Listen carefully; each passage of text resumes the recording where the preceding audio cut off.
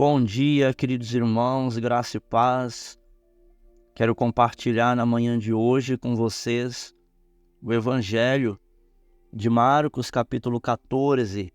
Nós vamos ler do 66 ao 72, que diz assim: Estando Pedro embaixo, no pátio, uma das criadas do sumo sacerdote passou por ali.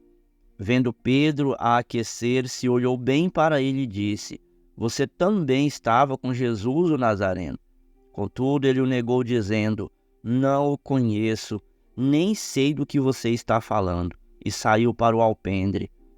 Quando a criada o viu lá, disse novamente aos que estavam por perto: Esse aí é um deles. De novo ele negou. Pouco tempo depois, os que estavam sentados ali perto disseram a Pedro: Certamente você é um deles, você é galileu. Ele começou a se amaldiçoar e a jurar: Não conheço o homem de quem vocês estão falando. E logo o galo cantou pela segunda vez. Então Pedro se lembrou da palavra que Jesus lhe tinha dito: Antes que 2 vezes cante o galo, você me negará 3 vezes. E se pôs a chorar. Queridos, que situação!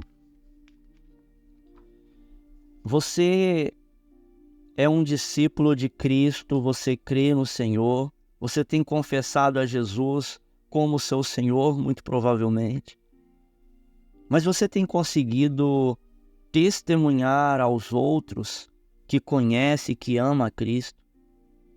Pedro havia sido avisado de que todos iriam abandonar a Cristo no momento da crucificação.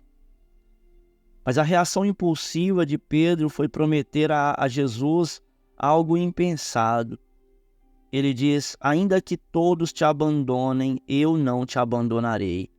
Essas foram as palavras de Pedro. Quando o Senhor informa então que Pedro, naquela mesma noite, ainda o negaria 3 vezes, o discípulo insiste que, mesmo se fosse necessário morrer, jamais negaria Jesus. Ainda aqui, nós não precisamos duvidar da total sinceridade de Pedro, quando ele se compromete fielmente ao Mestre. Mas a questão é se ele tinha capacidade para cumprir esta promessa. Após a prisão de Jesus, quando foi levado para a casa do sumo sacerdote para ser interrogado, Pedro vai até o pátio da casa. Ali uma criada e outras pessoas presentes o questionam, dizendo que ele havia estado com o tal Nazareno e era um dos seus seguidores. A pergunta é feita 3 vezes e a resposta de Pedro é sempre que não o conhecia, negando o Mestre, exatamente como havia sido alertado. Novamente, precisamos lembrar que o problema em sua promessa de, se necessário, morrer por Jesus não era de sinceridade, mas de competência e de fidelidade.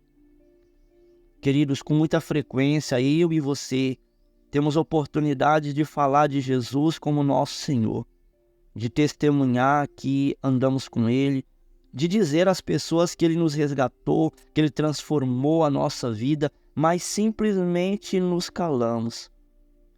Podemos não jurar ou praguejar como Pedro, mas o nosso silêncio acaba sendo igualmente uma negação. Possivelmente não nos tenha faltado sinceridade ao crer e nos comprometer com Cristo, mas depois nos falta fidelidade à promessa feita e capacidade de fazê-lo por nossas próprias forças.